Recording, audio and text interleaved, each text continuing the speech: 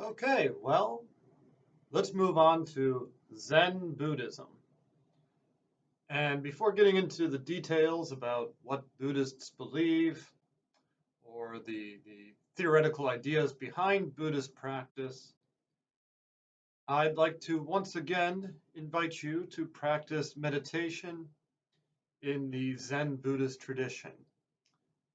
And we're going to start right now. In a moment, I'm going to ring a bell on my phone. I have an app. I'm going to ring a bell, and I'd like you to close your eyes. And what are you going to do? You're going to breathe through your nose if possible, out your nose if possible. And I'd like you to just focus on your in breath and your out breath. When you're breathing in, just accept that you're breathing in. If you think about anything, think about how it feels having oxygen come in, how it feels on your nose. Just pay attention to that. Pay attention to where the breath goes in your body. Then pay attention to where it goes out your body. You breathe out and you can say to yourself, now I'm breathing out. Say it silently. In, out. And pay attention to nothing but how it feels.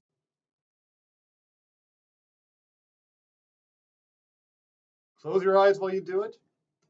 We won't be here too long. I just want you to start to feel how this breathing meditation, how it feels.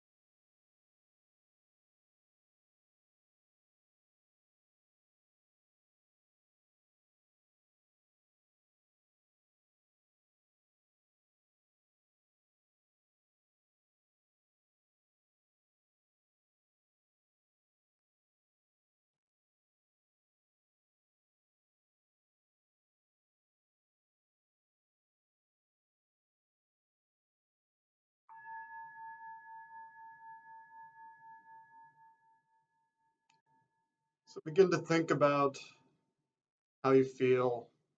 Start to breathe naturally. Get into a comfortable posture. Stretch out your back a little bit if you have to. In Buddhism, there's two kinds of meditation, broadly speaking.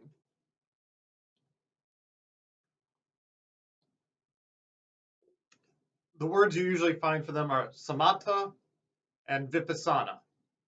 And does Professor Kovacs require you to know big non-English words? No, that's not my purpose here. I'm not trying to teach you big foreign words. So what do these words mean? That's what's important.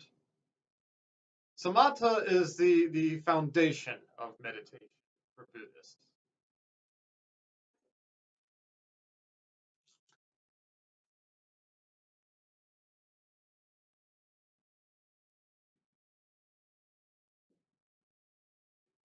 and it has to do with tranquility. When you practice this kind of meditation, you're trying to make your mind and your body one in a tranquil state, a calm state in which you have complete control over yourself. I've practiced some kind of tranquility meditation just about every day for about 25 years now. And the more diligently you practice this on a daily basis, it really does help you. You can practice samatha meditation for a few minutes before an exam, and you'll calm yourself. You'll do better during the exam. I always practice a few minutes before important meetings, job interviews. What we just did, that breathing, was the first kind of the first thing you learn when learning how to practice tranquility meditation. Tranquility meditation, like all Zen meditation, focuses on synchronizing movements, thoughts with the breath. This week, I've asked you to practice 12 minutes every morning, at least, of a basic samatha tranquility meditation. It comes in 5 stages. In, out, deep, slow, calm, ease, smile, release, present moment, wonderful moment. There's a song that goes with it, and you're all saying after hearing me sing, you're not tranquil at all. You're angry now that you've heard me sing. But if you're having trouble memorizing the stages of this week's meditation exercise, that song goes with it. And Thich Nhat Hanh, who will be our teacher for the next 2 weeks, I once heard him tell a child who was complaining that she has trouble sleeping. He told her to practice that song silently in bed till she falls asleep. So you breathe in, you breathe out. And you do this for a couple of minutes, or 10 or 12 rounds of breathing in, out, and you just focus on the in and the out breath. Your breath will naturally start to slow down, and so when you feel comfortable, you move to the second stage, deep, slow. Your mind just naturally will start to pay attention to where the breath goes in your body. As it comes in, it'll go deep, and try to pay attention to right where it goes with each breath. Some breaths will go deeper than others. Others will go only half deep. Just make a mental note. Okay, that was deeper than the last breath. That was a very deep breath. Out slow, and pay attention to how slowly it goes. And make a note to yourself. Say, this out breath is going very slowly. Or maybe you'll say, this out breath is going out a little bit quicker than the last one. This in breath is coming in very deep. Now I feel it. I feel it's going right past the center of my chest. Deeper, deeper, deeper. There it is. It's rested at the bottom. Out, slow. You'll feel it going slowly out the nose. You might notice, oh, this tingling on my nose is lasting a little bit longer. And you do deep, slow for as long as you're comfortable. Then calm, ease. Let your in-breath calm your whole body, like a cool glass of water on a hot summer day. Your in-breath will calm every molecule in your body. You'll say in, calm.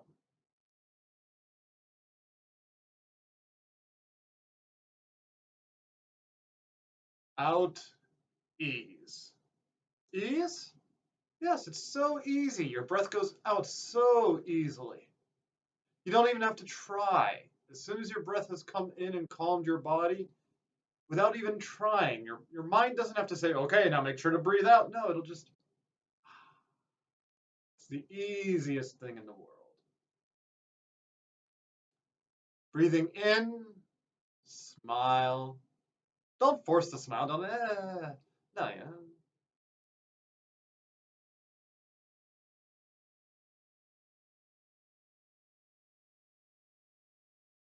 Your smile might even be so slight that nobody would know you were smiling except you. But you can feel it. You can feel your smile.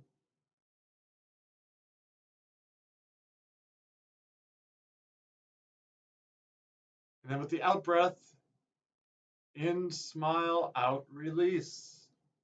What do you release? Whatever you have to. Stress, anxiety, fear about the future, shame about the past, regrets. Your mind will tell you what you need to let go of, what you need to release. Tension. You just might have tension you need to release. So stress, anger, depression, sadness. Just let those things go with the out breath for a moment. You can, I mean, if they're important, if they're really important for you, you can come back to them. Any feeling you have, if it's important enough, you can go back to it later. But right now, you're just enjoying smiling and releasing.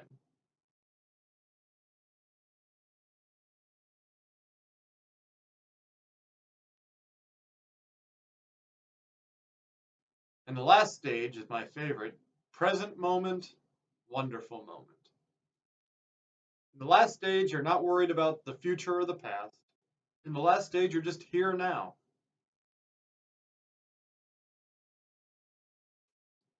And what's so wonderful about it? It's incredible, astonishing that of all the things that could be happening in this universe, of all the way the molecules could have bounced off each other, all the ways that for billions of years things have unfolded with quasars in other galaxies, with the temperature of our solar system, the gravitational constant, the way light works, light converting itself from mass to energy, particle to wave, all across time and space, onto our own planet with its atmosphere so perfect, sunlight that absorbs into the plants, eaten by animals. And in Japanese Jodo Shinshu Buddhism, they summarize it up by saying this: rare is it to take human form, and now I have taken it. It's a wonderful moment to realize that of all the things that could be in this universe, here you are, for one moment at least. You get to experience the unimaginable. You get to have experience. You have your senses. Most of you have 5 senses. For one moment, it is just wonderful that everything has come together. All the matter, all your family, everything you've eaten, thousands of years of economics has come together where you're sitting to make you a living, breathing, thinking, experiencing, loving, worrying, walking, working, studying, emotional, creative animal that you are. When you breathe in, you're present here now, and when you breathe out, You just enjoy the happy absurdity of being here now. This is why this is such a wonderful meditation exercise. I don't like to ever let a day go by without practicing this 5-stage samatha meditation exercise. In, out, deep, slow, calm, ease, smile, release, present moment, wonderful moment.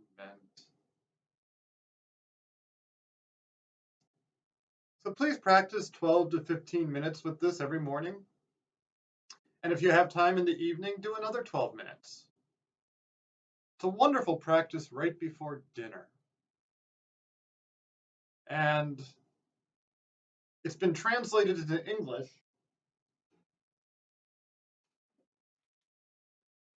Mindfulness.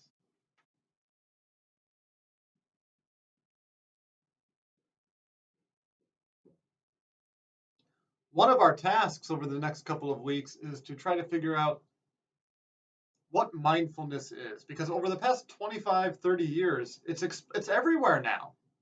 Everywhere. Mindfulness for high school students. Mindfulness for corporate executives. Mindfulness for parents. All these books. And they call it the Mick mindfulness movement, right? People trying to make a quick buck off mindfulness. But we're going to get past that and find out what Buddhist mindfulness can offer us in our daily lives. Because after about a week or so, we're going to move on to the second stage of Buddhist meditation.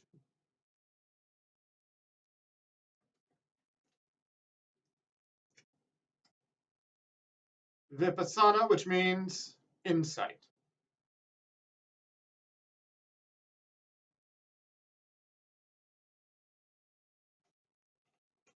Next week, we'll practice meditation exercises that will show us who we are.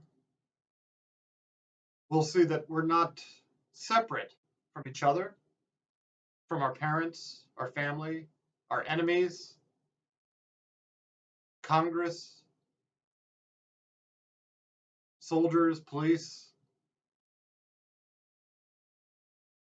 The food that we eat is part of us. The food that we don't eat is part of us. We'll practice meditation exercises that help us gain insight. But we can't do those exercises until we've gained a certain interior calmness, which is why first we have to practice samatha meditation. To finish, I'd like to recommend 2 apps that help with Zen Buddhist meditation. These are the 2 apps that I have on my phone. I have a very cheap phone. I couldn't have that many apps. I have very little memory on my phone.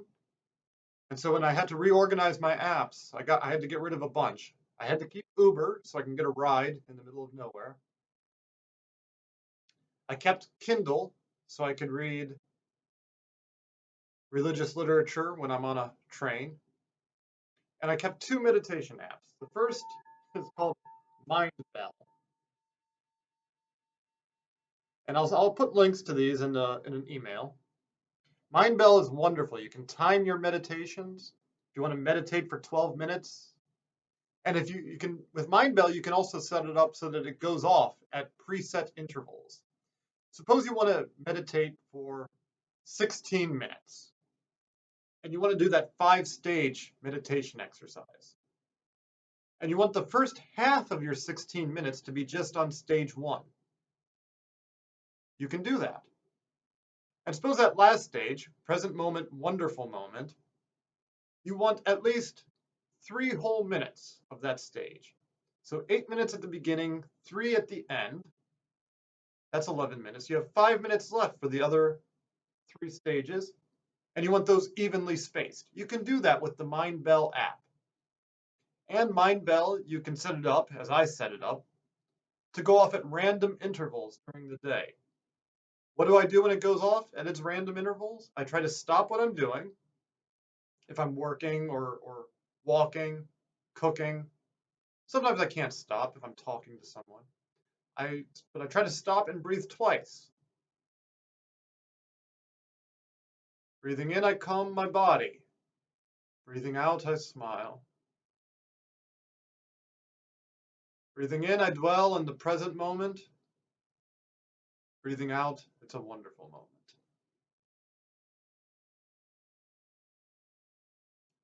The other app that I would recommend that you look into, especially if you're interested in this kind of meditation, is called the